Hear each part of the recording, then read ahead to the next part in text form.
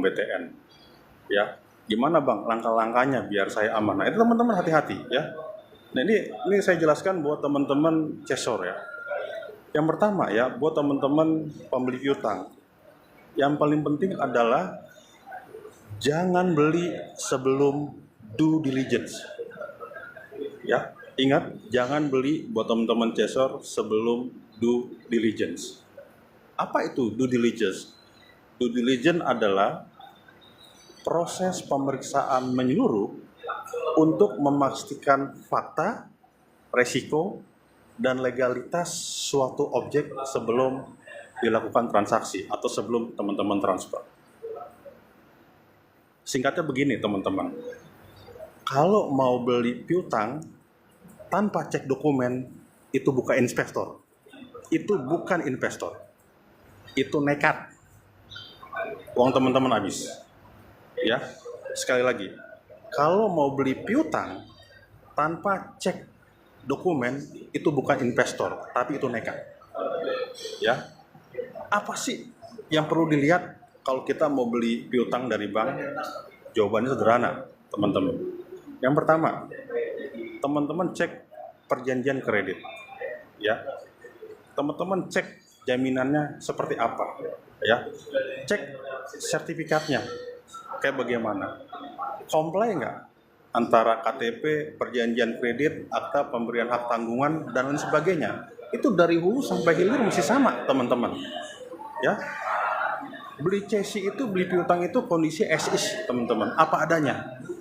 Ya, jadi due diligence legal dokumen itu penting banget. Ya, saya banyak menemukan teman-teman cesor ya yang bertanya sama saya, dia beli harga murah tuh, tertarik sama tempat itu. Namun apa yang terjadi? Ya, KTP-nya nggak ada. Yang kedua, di perjanjian kredit itu kan ada tempat tanggal lahir. Ya. Kemudian setelah saya cek teman-teman, apa yang terjadi? Dia punya sertifikat, tempat tanggal lahirnya ternyata enggak sesuai dengan data di akte pemberian hak tanggungan, beda jauh. Ya, jadi apa? Yang dirugikan ini adalah cesor, betul? Nah, akhirnya saya kasih solusi sederhana, teman-teman. Ini bisa diselesaikan, tinggal pergi ke BPN, ya, di BPN setempat.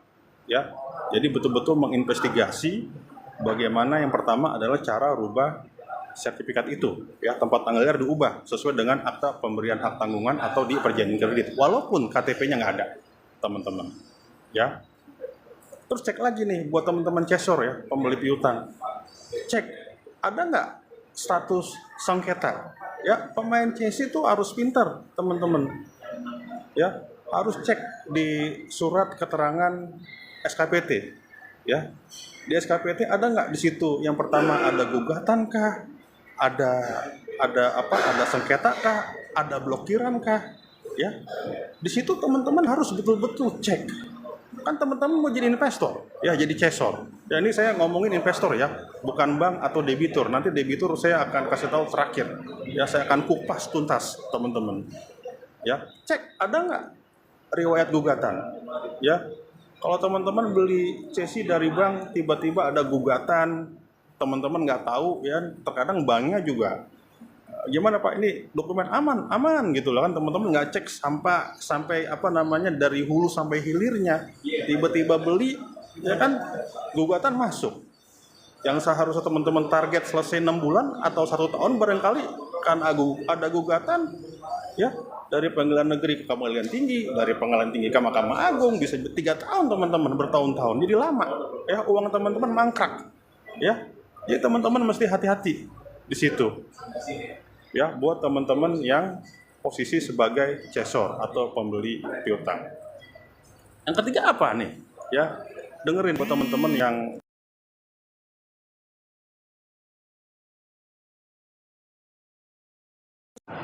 ya. Begitu teman-teman sudah survei aset, ingat ya, jangan percaya kata orang. Lihat asetnya, cek penguasaannya, cek nilainya. Buat teman-teman Cesor. Itu penting. Ya. Begitu cek aset sebelum beli nih, cek dulu aset. Teman-teman ada tim. Ya, cek profile debitur seperti apa. Ya. Apakah dia orangnya keras, ya? Apakah nanti teman-teman gali informasi, oh ternyata ketika dia sudah menikmati kredit, sepertinya dia, kesimpulannya dia bisa kita kasih uang kerohiman, kira-kira begitu. Oh ternyata dia si debiturnya ini, pemilik asetnya, ternyata dia mau lunasin hutangnya dengan cara jual aset. Nah itu kan bisa celah tuh, celah yang gampang. Artinya si Cesor ini bisa jual bareng-bareng, ya, buat si debiturnya sekian, buat si Cesornya sekian, kan ada untung. Oh ternyata setelah dicek ini orangnya keras banget nih, ya kan, bawa-bawa aparat, ya kan, atau mungkin ternyata rumahnya seorang penegak hukum, ya teman-teman masih ada kesimpulan, oh kayak begini lama penyelesaiannya, kita hindari seperti itu, teman-teman, ya. Yang ketiga apa? Ya, ini buat teman-teman si Cesor ya, batas nagih, ya.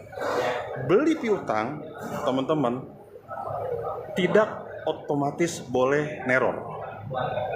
Ini saya perhatikan banyak Cesor yang suka neror, itu nggak boleh, teman-teman.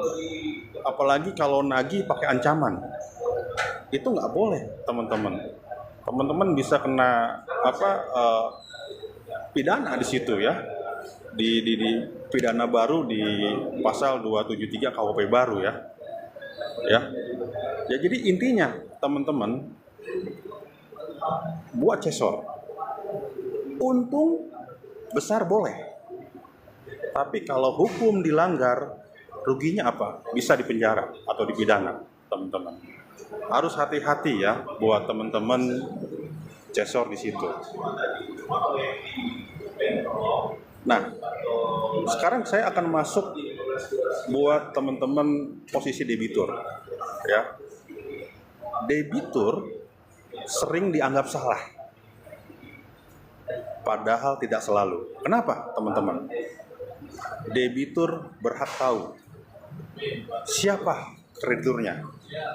Ya, itu yang pertama. Kemudian dasar tagihannya. Kemudian apalagi bukti cesinya, ada akta pengalian piutang.